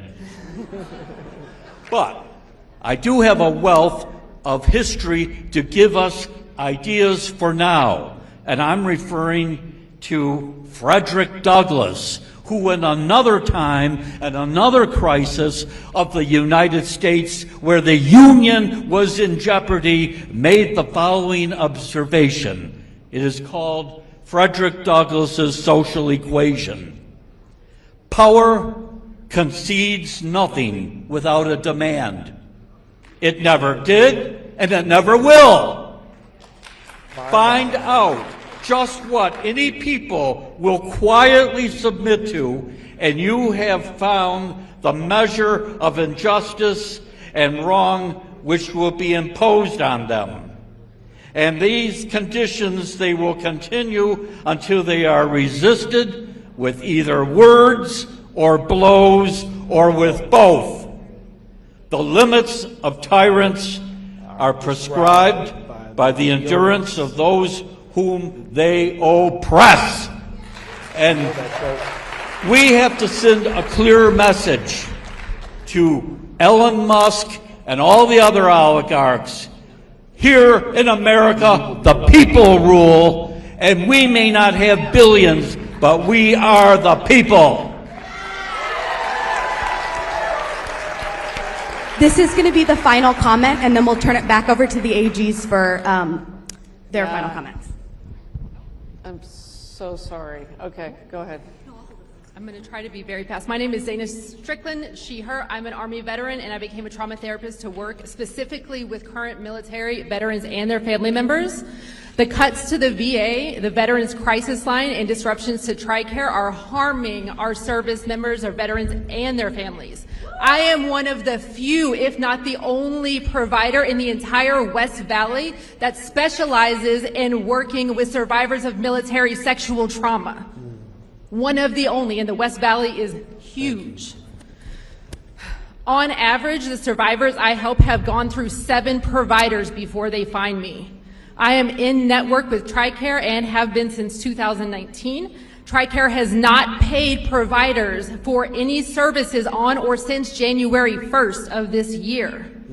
They are continuing to give us the runaround with billing, and this means that TRICARE beneficiaries for any kind of medical, physical, mental health care cannot get services anywhere. Providers are dropping off left and right, and we cannot afford to keep our practices open. We're being faced with potentially laying off our own employees, and I have nowhere. If I close my practice, I have nowhere to send my clients.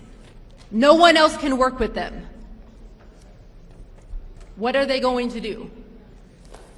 So we're probably all familiar with the statistic, the underestimated statistic of the 22 a day. Way too many. One is too many. Many veterans they continue their service as federal employees, as law enforcement officers, as first responders, healthcare workers, and teachers. And because of these Doge firings, the threats of ongoing budget cuts, RFK Jr.'s threats of government wellness farms, no, on top of TRICARE's apparent lack of care and concern about correcting their internal issues, that underestimated 22 a day is only going to go up. These reckless actions are literally going to cost service members and veterans their lives. For providers, it's going to impact our ability to continue to offer any kind of services, and our practices will close. Thank you for that information. Thank you. Thank you, and if anyone else had comments they wrote down, you can give them to me before you leave. Sophia, we want to do one more. I see some passion here. We'll do one more, and then we're gonna. What I want to say is, look, we want to hear your stories. If you have written testimony, I'll stay back, and some of us will stay back and talk to you personally. If you want to talk to me personally, we want your written testimony. If you haven't brought it with you, please email it to aginfo@azag.gov. It's on the flyer outside. It's on the flyer outside, and then we can take your written testimony. So let's do one more.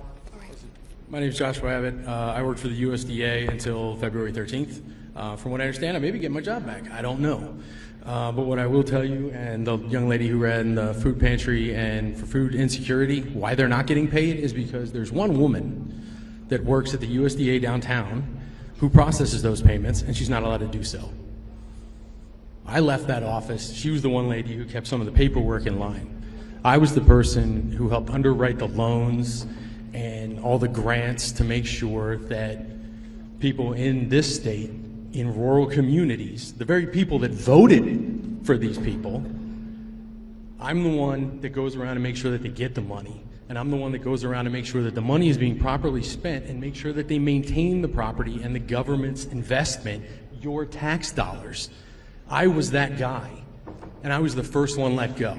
Now, I'm a 10-point preferred veteran. Not that I give a crap about that because everybody goes, you're a veteran, you need to be protected. No. There are plenty of people in these organizations throughout the federal government who are oh, God. Sorry. All right. No, they're civil servants that have dedicated their lives to these things.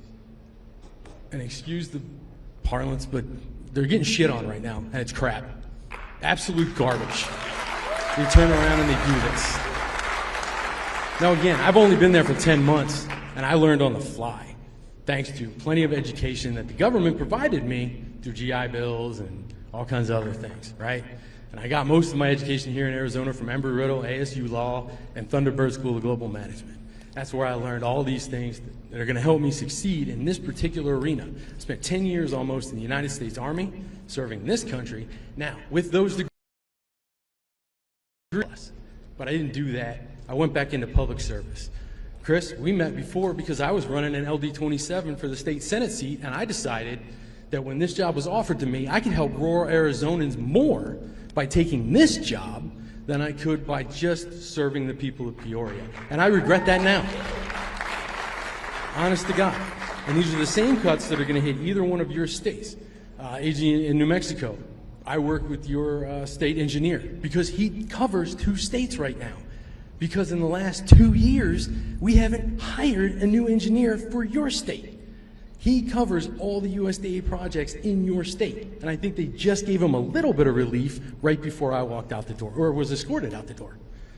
So this is going to affect every single one of your states, especially in rural areas, which every single one of your states has. I'd like to thank you for your time. Keep fighting, people. Keep fighting. All right. I hate to do this, but we are going to have to wrap up. Would my colleagues like to just say a few? Well, it's getting dark. That's apparently a clear sign. But Keith, do you want to start? All I want to say, friends, it's been a tremendous honor for me to listen to you. Trust that we will be back here, all over Arizona, all over this country. We have another town hall like this coming up in Minnesota in March 20th. We got another one coming up in April 16th. We are listening to the American people, and the information you're supplying to us is indispensable to the fight we're waging in the courts. But we need you to win that fight of the court of public opinion. Thank you all very much.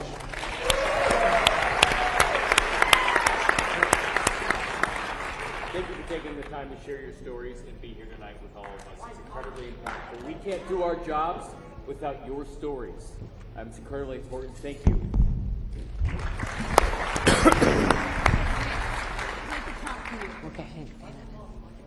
So one thing came through for me tonight, and that's not just that Donald Trump and Elon Musk are violating the Constitution and they're degrading people that have committed themselves to public service.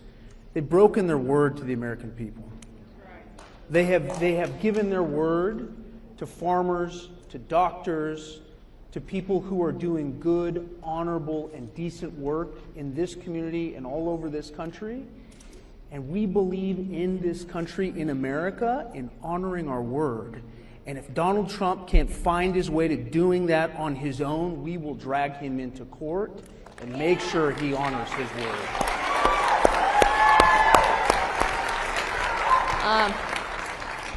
Listen, thank you all for staying so long. Thank you for your indispensable information. You saw us taking notes. We have recorded this.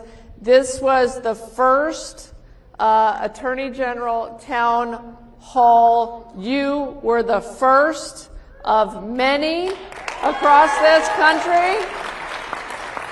And I want you to know, as we end tonight, I know, we heard so many terrible stories and stories of grief and hardship on Arizona families, and this is happening across this country. But I want you to know something, that these AGs, all 23 of us, are working our hearts out, for you and to protect this country and to make sure that future generations can enjoy what we have enjoyed.